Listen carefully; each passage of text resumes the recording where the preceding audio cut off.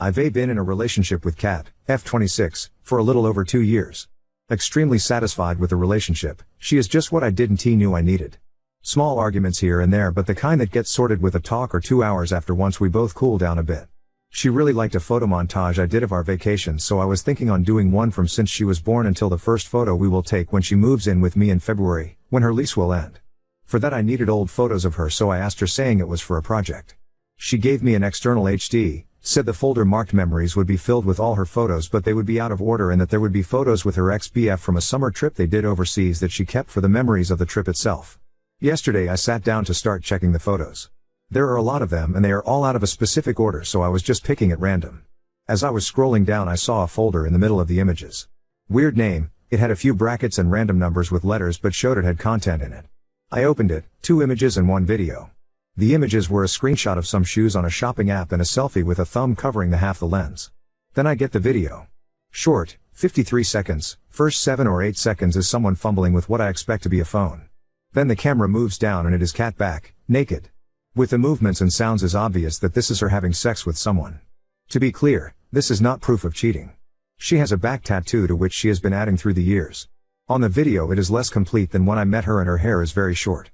Checking by other photos I would say she was either 18 or 19 years old at the time. Now, we both know that neither of us was a virgin when we met, still it is a little bit unsettling to me to get that knowledge imprinted on my brain with visual aids. OFC, she is not doing anything wrong, but there are 3 things running wild on my mind. First, she was wearing what I can only describe as crotchless panties with a bunny tail, to the side. At one point I could see what it looked like, a small whip, similar to what the jockeys use. She never showed any inclination for this kind of thing with me, but what is really bothering is that at one point I can see that her right wrist has a handcuff, the kind with fluffy pink hair around, with the other handcuff open at the side. This is bothering me because she absolutely hates to be held in any way by her wrists. First time I did it during sex she literally tensed and froze on the spot to the point that I stopped what I was doing to check on her. She told me to never do it again. I actually told her to give me a safe word that night so that if I ever did something that she wasn't comfortable, just say the word and I stop. Fortunately never had to use it to this day. Now my mind is trying to make sense of it and I am getting concerned that she doesn't trust me for some reason, at least not to the point she seems to have trusted this guy.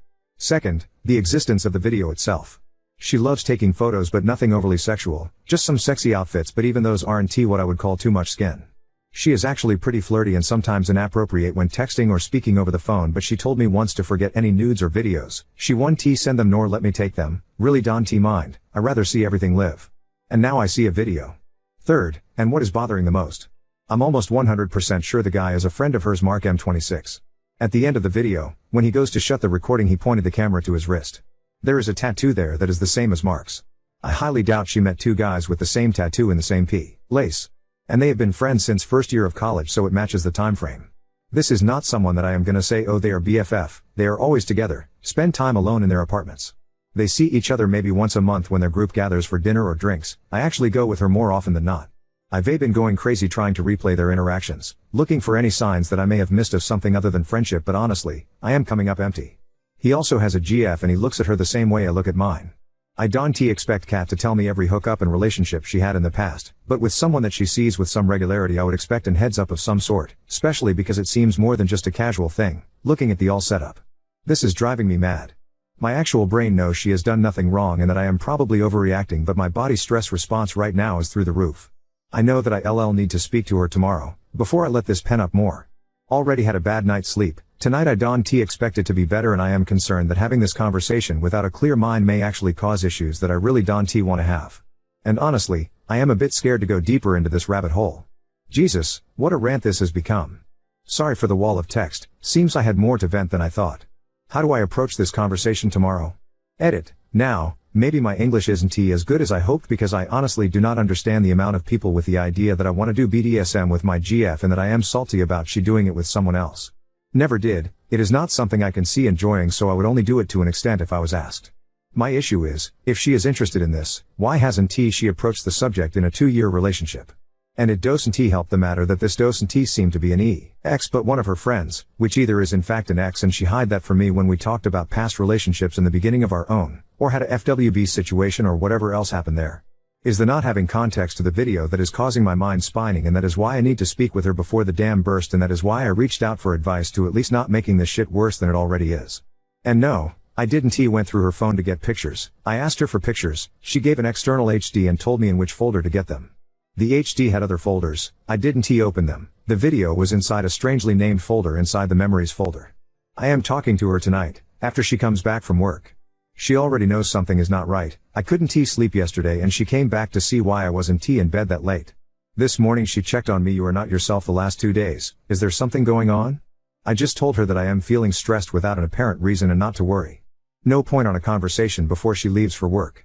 Can say that I'll update this today after we talk, as I don't think I'll have the mind for that, but I guess I'll eventually say something.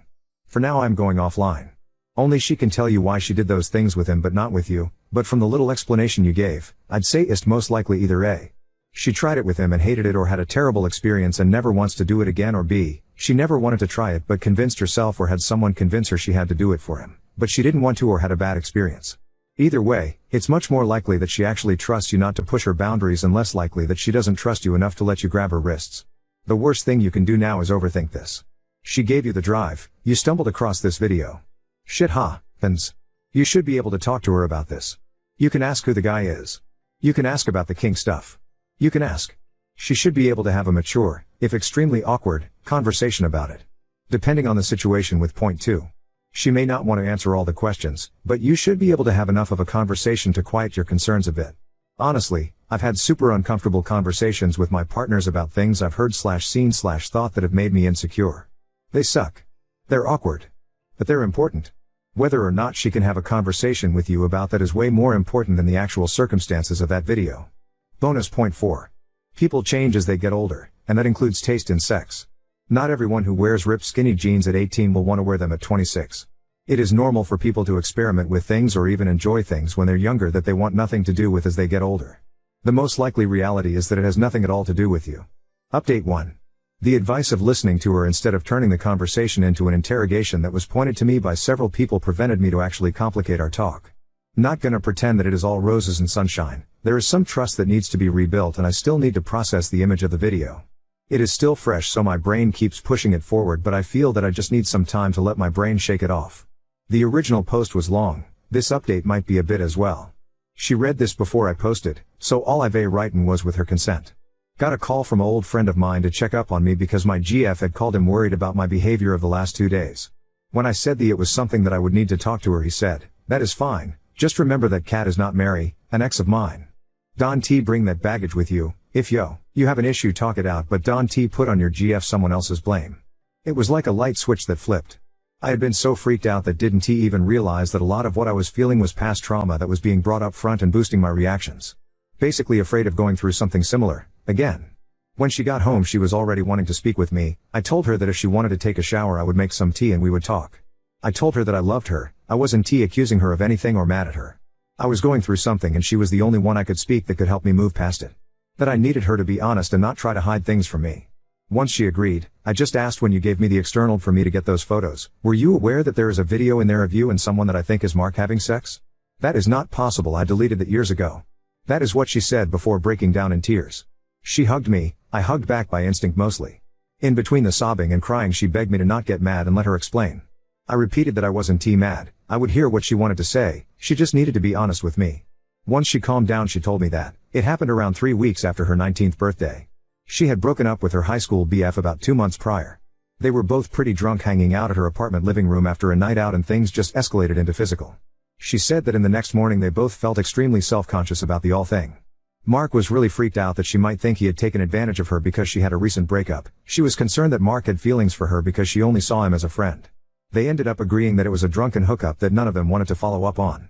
At one point Mark asked her if she remembered making a video. Oh, they checked both their phones and there was a video and photo on her phone that she deleted then. She never saw them again and believed them to be gone. According to her they even avoided each other for the next couple of months because of the awkwardness and nothing else happened. I had been watching her while she spoke. She kept eye contact while speaking, seemed tense but nothing unexpected. All in all I saw no reason not to believe her. The handcuffs and all? Joke birthday gift from her girlfriends, it just happened to be there when they went to the room and they thought it would be fun to open the set. We only talked about this yesterday, at the time I had other more pressing questions. As for not telling me in the first place, when she started dating her ex, Mark was out of the country so she never mentioned that happening to her ex. When Mark came back, her ex was already showing signs of being jealous and controlling without much reason, so she decided no to throw gasoline into the fire. Mark started dating a girl and mentioned that they had been together once a long time ago because she asked. His GF told her ex-BF in the middle of a group outing. Her ex exploded, she ended up breaking up with him, things went a bit out of control to the verge of harassment/stalking. Mark relationship imploded sometime later because the girl saw Kat breaking up with her ex as proof that she has feelings for you and became a bit crazy. She never told me because, in the beginning she wasn't sure how I would react and was afraid I went her ex path, and by the time she figured I wouldn't go that path, it had been so long that she just let it go. She apologized, admitted that was a bad call on her part and should have told me and let me decide how comfortable I was with it. When she spoke about her ex being abusive, I gently asked if he was the reason for her issue with being held by the wrists. He wasn't. He was verbally and psychologically abusive, but was never physical. It was someone else after she broke up with her ex, someone that belonged to her friends group. Apparently he had a secret crush on her, was drunk at a party, they were alone on a small balcony and she friend-zoned him when he proposed. He got close, she placed her hands on his chest to try and stop him and he held her by the wrists and pinned her against a wall. One of her friends saw it through the window and helped. The guy was cut off by the friends group and last time she knew he left to work somewhere else. Still, she was aware that if they were alone it might have been a lot worse, and when I did it to her it was just a response to the memory. Also, this actually explains some behaviors of hers when we started dating. She looked like she needed time to make sure she was comfortable to be alone with me, now I know why. After this I was drained, well I guess anyone that actually read this far will be as well. I went silent for a good while just replaying everything. She came to me, held my hands and apologized again, said she couldn't make what I saw disappear but it was really in the past and she just needed me to tell her what else she could do to make things easier for me. Honestly, at that point my brain was shot. Then she did something that caught me completely off guard. She called Mark on the phone, placed him on loudspeaker while motioning me to be quiet and asked him if he could speak or was close to his GF. His reply was, to me telling, he said that is an odd thing to ask, I am alone, is something wrong? She told him that I had seen the video. Basically, the entirety of the conversation confirmed everything she told me, I didn't say anything so he didn't knew I was listening. After freaking out with I saw you delete that shit, he referred to it as a one-time meaningless thing and a drunk hookup that keeps coming back to haunt us. Was also worried that I would tell his GF like my crazy ex. So after all this she asked me if I needed space, but I told her I wanted her near. If she didn't want to be with me in bed I could sleep in my study, but she wanted to be close as well. We spent yesterday together, didn't go to the party as it was planned, talked and just kept each other close. She and Mark will take a break on their friendship, he told his GF, which took it better than me, but they decided some distance is better at this point. My GF also offered to only go out with the group with me present regardless of Mark being there or not. Other than that I just asked her to give me some time and to not try initiate sex for now. I want to be completely clear-minded and release this stress that built up before that. Now on to second story. Discovered my mother chose my absar over me. For 12 years she stayed with him, leaving me to question my entire reality. I was removed from my mother's care by DCFS when I was 11 years old due to allegations of SA posed against my stepfather. He was convicted of those crimes, but took a plea deal which meant he'd be out by the time I was 13, and from what I can remember I don't even know that he served those 2 full years anyway. I was his primary victim. I don't remember how old I was when it started, but the earliest he admitted to was when I was 8. I don't know if my mom knew before DCFS got involved or if she found out afterwards, but now I don't think it would have mattered to her if she was aware. After being put into temporary custody of the state while the legal issues were sorted out, eventually I was placed with a relative and her husband, who later adopted me when it was clear my mother wouldn't be getting me back. My adoptive parents put me in therapy, got me the help I needed, did everything they could to make me feel safe again. Something they never prevented me from was speaking to my mother. I was always able to call or text her, and she was always allowed to come visit me, but I could never go and see her. I didn't really question it as a kid. I assumed it was some stipulation the courts made. I believed growing up that the reason my mom hadn't gotten me back was because of neglect, I guess. I assumed that the court thought it was partly her fault that I had been left unattended with that man so often, or that it took someone else noticing I was physically injured for something to be done about it. My adoptive parents never challenged these assumptions I had, and they always told me that they would never stop me from having a relationship with my mom so long as that's what I wanted. Once I turned 18, my mom and I started talking more frequently, but we didn't see each other in person often. I never really thought much of it at first, but as the years went by I started questioning the circumstances of my removal and subsequent adoption. I was confused as to why a woman with no prior issues with the law would have had her child taken from her in such a cut and dry way. I decided to ask my adoptive parents about it, and they very gently informed me that my mother was told that in order for her to regain custody of me, her husband, my abuser, would be required to leave the home, and could not under any circumstances come near me. Not only because he was an offender but because I was the victim. My mother evidently could not meet these conditions, and so I was adopted by my relatives. When I worked up the courage to ask my mom if it was true, she didn't deny it. She told me she loved him. That he was a good man who made a mistake. They said that she could have her daughter or she could stay with her husband, and so she chose him. She picked him over me. I don't even know what to do with the things I'm feeling now. I feel sick just thinking about it. She's my mother, and she knew what he did. He was convicted of sexually abusing her 11-year-old child, and she refused to leave him.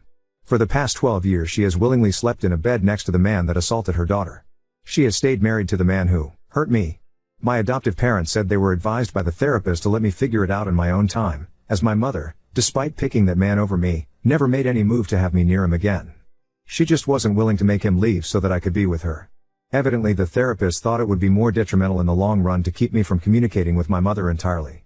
None of that makes me feel better. The past 2 days have felt like a nightmare. I don't understand how she could stay with him. I don't understand why she chose a monster over her child.